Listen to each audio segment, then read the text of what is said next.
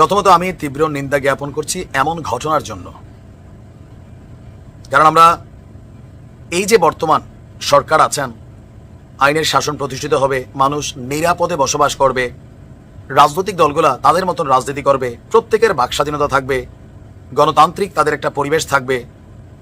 কিন্তু এই যে স্বপ্ন আমরা দেখেছি, আমরা যারা জনগণ আছি তারা কি সেই স্বপ্ন বাস্তবায়নে কাজ করছি? সরকার না। দেখেন, একটা রাষ্ট্রকে সুশৃঙ্খল করে গড়ে তোলার জন্য একটা সুশৃঙ্খল জনতা দরকার। ওই জনতা দরকার যারা হিংসার বিপরীতে হিংসাকে ধারণ করে না, হত্যার বিপরীতে হত্যাকে ধারণ করে না, মতের বিমতে হলে মব জাস্টিস করে না, মজলুম থেকে ক্ষমতাশীল হলে ক্ষমতার অপপ্রয়োগ করে না। যতদিন এটা না হবে, এই দেশে যদি আমরা ডোনাল্ড ট্রাম্পকে বসাই দেই, সৌদির যুবরাজরা যদি আইনে বসাই দেই, এই দেশ সোজা হবে না। কারণ কি, একটা দেশকে কন্ট্রোল করে আইন শৃঙ্খলার পাশাপাশি সেই দেশের সুস্থ চিন্তাধারার জনগণ। জামাতের 1 উইকেটের পতন হয়েছে, তবে এই উইকেটটার পতন হওয়ার কোনো কারণ নাই, কারণ তিনি একজন নারী, একজন মা। হবিগঞ্জের বাহুবলে মিনারা বেগম নামে জামাত ইসলামের মহিলা শাখার একজন সদস্য নিহত হয়েছেন। দুর্বৃত্তরা তাকে কুপিয়ে হত্যা করেছে। খাটের নিচে তার 7 মাসের শিশুটা পড়েছিল। আপনার গতকালকে সন্ধ্যায় আপনার মিরপুর ইউনিয়নের পশ্চিম জয়পুর গ্রামে এই ঘটনা ঘটেছে। তবে কে বা কারা এই ঘটনা করলো সেটা নিয়ে তদন্ত চলছে। তিনি আপনার উপজেলা জামাতের সাবেক সেক্রেটারি ও শ্রমিক কল্যাণ ফেডারেশনের উপজেলা সভাপতি আব্দুল আহাদ ইবনে মালিকের স্ত্রী। তিনি Mirpur pilot and school and কলেজের একজন সহকারী শিক্ষকও ছিলেন। তার স্বামীর বক্তব্য, তিনি রোকন বৈঠক শেষ করে সন্ধ্যার পর বাড়ি ফিরেন। বাড়ি ফিরে এসে দেখেন ঘরের দরজা খোলা এবং বাতি বন্ধ। পরে বাতি জ্বালিয়ে দেখেন এমন কিছু দেখবেন কল্পনা করেন নাই।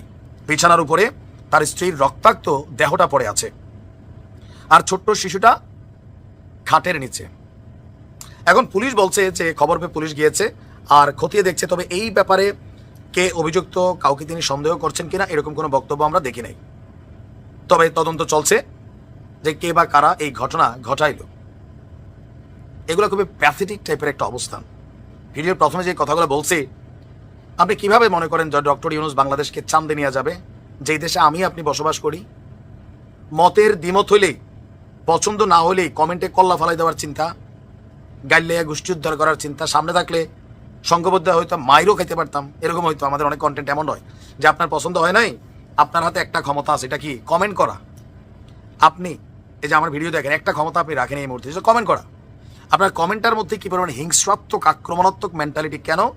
যদি কোনো কন্টেন্ট আপনার মতের বিপরীতে যায়, যদি কোনো কন্টেন্ট আপনার নেতার বিরুদ্ধে যায়, দলের বিরুদ্ধে যায়, দেন আপনার কাছে মনে হয় তুই দালাল, তুই এটা সেটা। এই দেশে কিভাবে আপনি মনে করেন যে এখানে রহমত হবে? ডক্টর ইউনূস বসুক আর যুবরাজ সালমান বসুক, এই দেশের ভাগ্য বদলাবে? যেখানে একজন মাকে হত্যা করতে, একজন নারীকে হত্যা করতে আমাদের হাত কাঁপে না। আরে যতই দুশ্মনী থাকুক, খেলা হবে পুরুষে পুরুষে। আগের দিনের রাজা বাদশাদের যুগেও একটা নীতি ছিল, রাজায় রাজায় যুদ্ধ হয়েছে, পরিবারে ধরে নাই। কিন্তু আমরা সেগুলোতে নাই।